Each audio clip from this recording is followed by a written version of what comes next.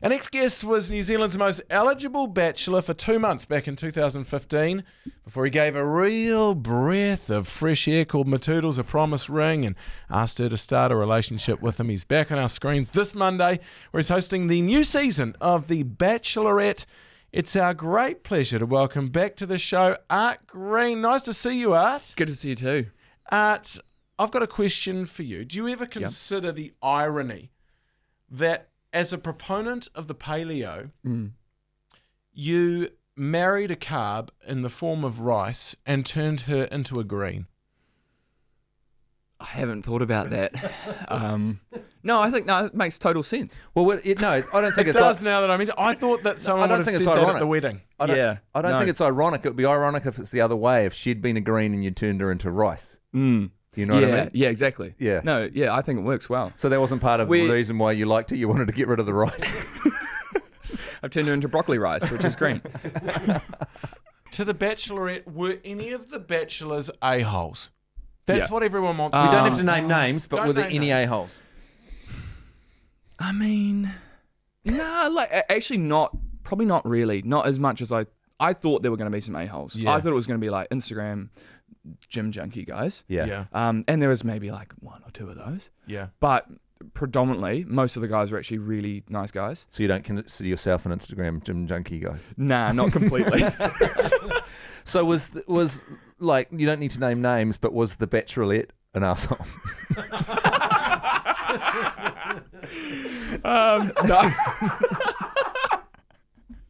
No.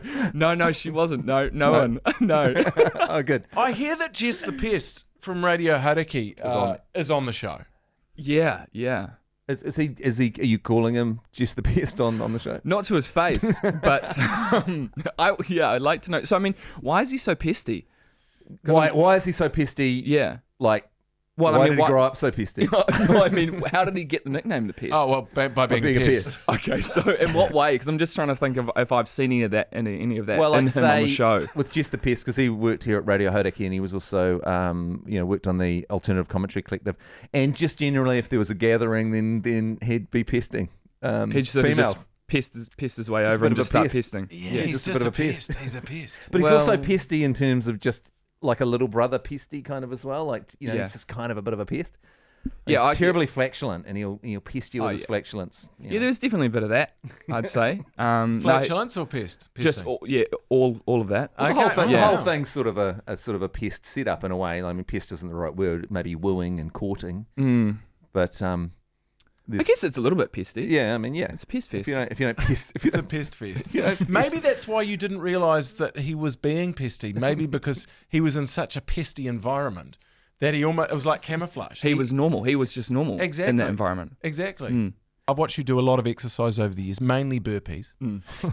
You're very good at burpees. Yeah, I sort of just picked that one thing that people hate to do and then just become okay at it. So then it makes me seem like I'm better than people. Okay at it, you're amazing at it. But what I want to know is how long till we see some other exercises come back. For example, the stretch down to touch your toes. And, of course, the star jump. Nobody seems to be doing star jump. Someone will throw it in as a part of a burpee.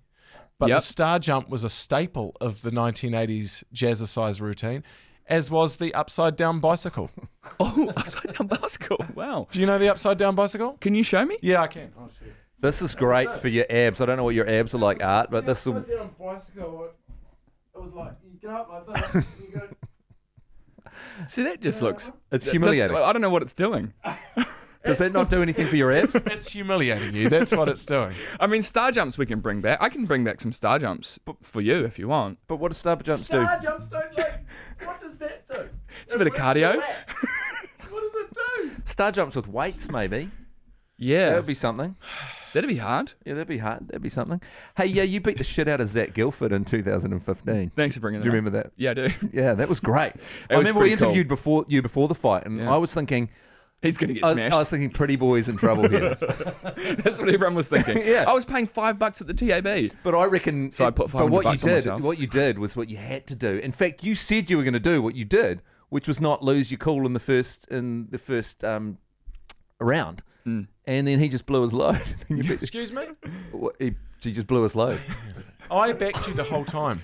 You did. I put money on you. I made big out of you. I mean, you're my man. I knew you were going to win that. Thanks. I totally knew you were going to win. You were one of the only ones. No, really? Yeah. Everyone else was a pretty It was boy is clear. going to die. Yeah, the reach advantage, you're fitter. I was like, and you were training. And hard. I was also, like, he thought that, didn't he? I think he underestimated me. Yeah, He yeah, did. to a certain extent. idiot. Have you beaten up any other ex-All Blacks since then? No.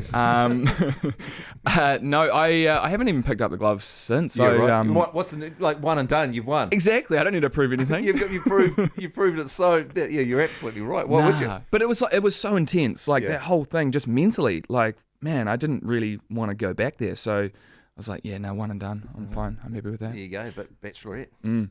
TV2, 7:30 Monday, and continues Tuesday and Wednesday. So many more questions I had to ask you as well. I wanted just to know book- whether you just- refer to yourself in the third person when you're in the lovemaking process. Sometimes. I thought you're the only person in New Zealand who can get away with that. Yeah. Okay. Art loves this.